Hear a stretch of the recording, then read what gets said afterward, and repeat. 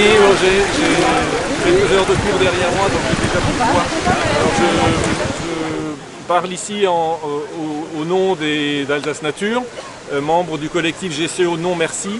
Et je parle alors pas au nom de mes amis qui grévisent de la faim, mais avec eux qui avons fait une grève de la faim contre le GCO il y a déjà quelques années. Et donc nous sommes évidemment particulièrement sensibles à ce qui se passe aujourd'hui autour de l'A69 avec des personnes qui sont allées très loin dans la lutte contre ce projet. Et à ce titre-là, donc j'aimerais exprimer toute notre solidarité avec les opposants à ce projet d'autoroute A69 et avec tous les opposants à tous les autres projets qui sont du même acabit, c'est-à-dire qui sont des projets surannés, des projets mortifères. Je pense aussi à nos amis du BUND Rheinland-Pfalz, donc c'est une association allemande en Rhénanie-Palatinat, qui nous a soutenus dans notre lutte contre le GCO. Ils sont venus à plusieurs reprises à nos manifestations et ils sont actuellement en lutte contre la mise à gabarit autoroutier de la B10, donc une Bundesstraße entre Pirmasens et Landau. Et ça montre que partout en Europe, il y a des projets qui montrent en fait que malgré les discours sur la transition écologique que tiennent nos dirigeants, nos gouvernants, eh bien, ces gouvernements ne veulent finalement pas sortir de l'idéologie et du modèle de la croissance, ni de celui du capitalisme technoscientiste qui profite en fait à l'oligarchie en place. Une transition écologique qui prétend que l'on peut rendre acceptable par la compensation et par le recours aux véhicules électriques une autoroute absurde et destructrice n'est que de la poudre aux yeux et finalement une façon de gagner du temps pour que rien ne change au fond. Quand on regarde ce qui se passe avec l'A69 et qu'on compare avec ce que nous avons vécu par rapport au GCO, que de similitudes, la même obstination bornée, le même mépris des citoyens et des critiques, le même manque de courage politique, le même déni de justice. Finalement, on a l'impression qu'une partie, en tout cas, de nos dirigeants n'ont rien appris et ne veulent rien apprendre. Il serait pourtant temps qu'ils sortent de leur bulle d'arrogance.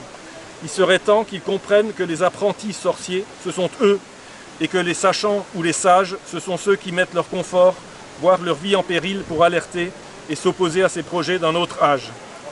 À défaut, s'ils ne veulent pas comprendre, nous mettrons toute notre énergie et toute notre détermination dans la lutte. Soyons solidaires et actifs partout et tous ensemble. L'A69 ne doit pas se faire, les autres projets ne doivent pas se faire, et l'A69 doit devenir le symbole de l'échec de ce modèle périmé face à l'évidence et à la détermination citoyenne. Non à l'A69, oui à une transition écologique, sociale, solidaire et citoyenne. Merci.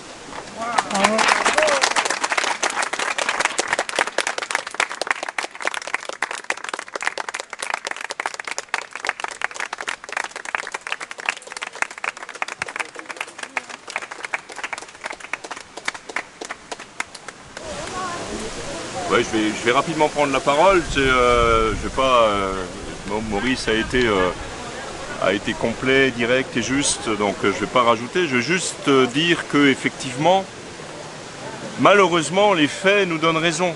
Notre combat est juste, il a été juste contre le GCO. Il est juste pour celles et ceux qui le mènent contre l'A69.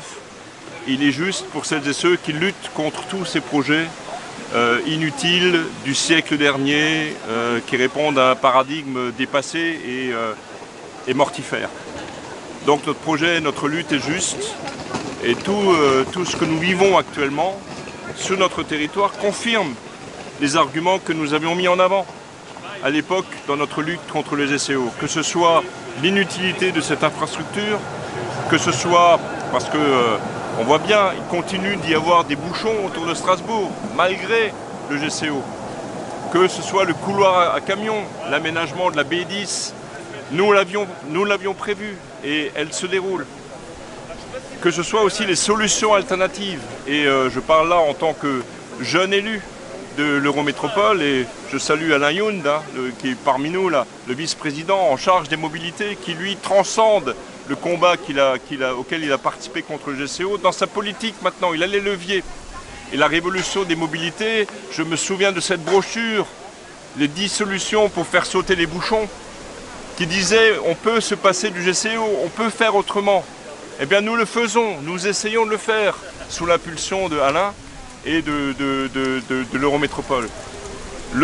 L'amélioration du cadencement des trains, le covoiturage, les solutions alternatives au GCO, eh bien, nous les mettons en œuvre, y compris quand il s'agit de desserte du fret, de desserte des marchandises, du trafic des marchandises avec le port autonome.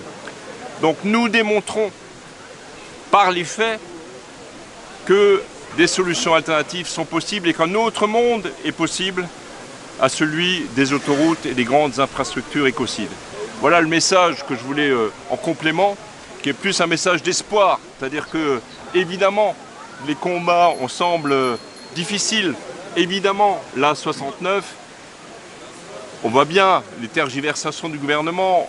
On peut malheureusement craindre que les issues soient à nouveau les mêmes que les GCO. Je rappelle aussi Châtenois.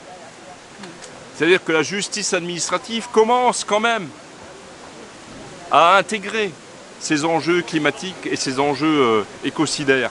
Et donc, là aussi, saluer Alsace Nature qui a été notre soutien dans le combat contre le GCO et qui a gagné, pour l'instant provisoirement, mais la bataille continue contre le contournement de Châtenois. Donc, et il y a des projets peut-être même au sein de l'Eurométropole où il faudra remettre le couvert.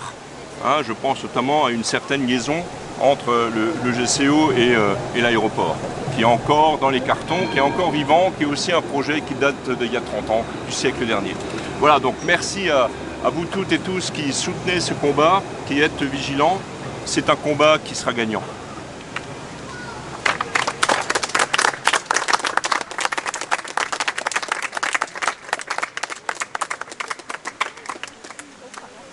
Alors, je représente personne, je suis là juste en mon nom propre.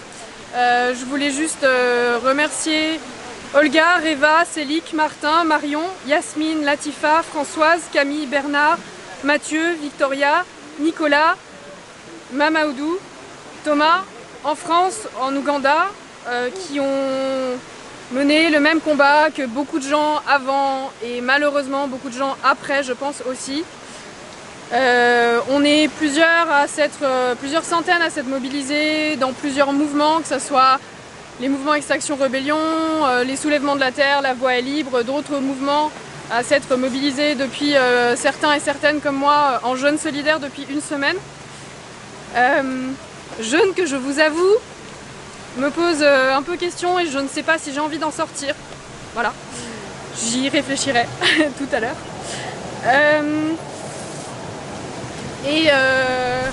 Je voulais juste finir par dire que on attend concernant l'A69 Toulouse-Castres le résultat de la réunion de discussion qui a lieu en ce moment même et on va pas se leurrer, c'est probablement juste du blabla.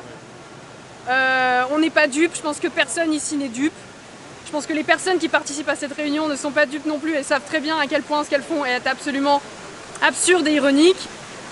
Attendre le dernier moment, les dernières heures avant que potentiellement il y ait des décès suite à des grèves de la faim de plus de 30 jours et des grèves de la soif de plus de 24 heures, c'est absolument honteux. Voilà, c'est pas la première fois que ça se voit, ça continue. On continue à être dans ces logiques-là, d'attendre le dernier moment pour offrir une espèce de petite, un petit bonbon, une petite fleur comme ça déposée devant le fusil alors qu'on sait très bien que c'est absolument... c'est juste pour faire passer à autre chose et je suis content de voir que on est quand même un petit nombre aujourd'hui et qu'on est un grand nombre en France et ailleurs depuis plusieurs semaines à ne pas être dupes. Voilà. Donc j'espère qu'on continuera à ne pas se faire avoir et merci d'avoir été là pendant ces dernières semaines et merci à celles et ceux qui étaient là aussi en 2018. On était là à vos côtés et on continuera à l'être, que ce soit en Alsace ou ailleurs.